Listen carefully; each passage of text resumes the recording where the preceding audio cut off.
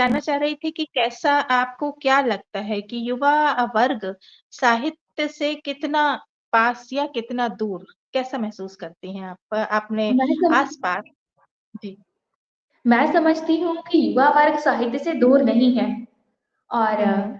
क्यों? क्योंकि हर इंसान के भीतर, हर व्यक्ति के भीतर जो है काव्य और गायन का जो गुण है वो विद्यमान है, कहीं न कहीं वो उन चीज़ों से जुड़ा रहता है, चाहे वो स्कूल का स्टूडेंट हो या फिर कॉलेज स्टूडेंट हो या फिर आप वर्किंग हो।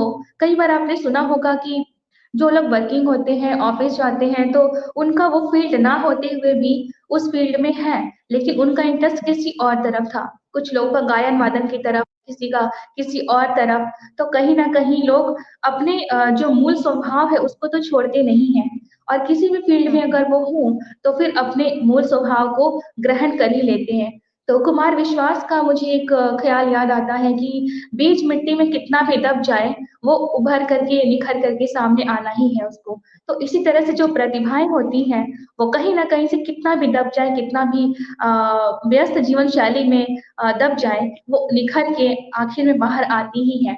तो मैं समझती हूँ कि युवा वर्ग दूर तो नहीं है, पर हाँ, कई लोग गुमराह हैं, कितनों को प्लेटफ़ॉर्म नहीं मिल पा रहा है, कितने लोग जो हैं हुँ, हुँ। साज़िशों के शिकार हो रहे हैं, कितने लोगों की जो प्रतिभा है वो बेची जा रही है।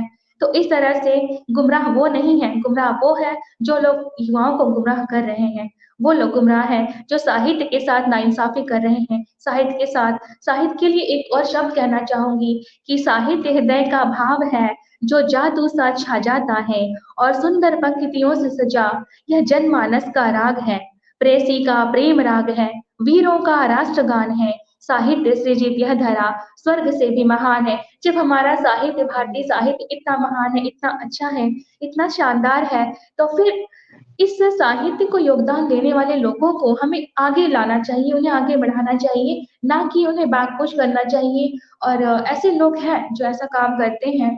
अ, पीछे मैं चर्चा नहीं करना चाहूँगी इस बात पर लेकिन ऐसा हमने देखा है कि कुछ लोग होते हैं एक-दूसरे का कंटेंट चोरी करते हैं, कुछ लोग स्टोरी चोरी करते हैं, इस तरह से अपने प्लेटफ़ॉर्म पे डालते हैं और अपनी आवाज़ पे उन लोगों की मतलब प्रतिभाओं को दबाने का जो काम है वो चलता ही जा रहा है।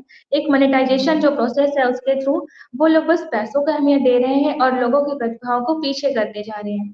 तो मैं कहना चाहूँगी कि वो लोग ऐसा ना करें, ये गलत है। साहित्य जो है एक शुद्ध भाषा है, शुद्ध शैली है, समाज के लिए समर्पित चीज़ है और इसके लिए तो हमें सहयोग करना चाहिए, ना कि हमें दलाली, धोखेबाज़ी और इन चीज़ों का मतलब गलत तरीकों का सहारा लेना चाहिए, ऐसा बिल्कुल नहीं करना चाहिए। बहुत बढ़िया, बहुत साहित्य के शानदार, लिए बहुत तो ही उम्दा यही है। सोच आपकी। और मैं आपसे गुज़ारिश करूँगी कि आप जितना भी कर सकते हैं अपने स्तर पर, आप अपने आस-पास अपने साथियों को, आप हमारे इस गीताश्री साहित्य भारती के मंच से उन्हें अवश्य जोड़ें।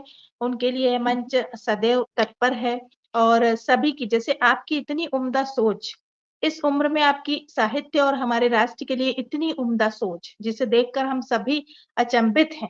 आपको नमन करते हैं, आपकी सोच को नमन करते हैं हम।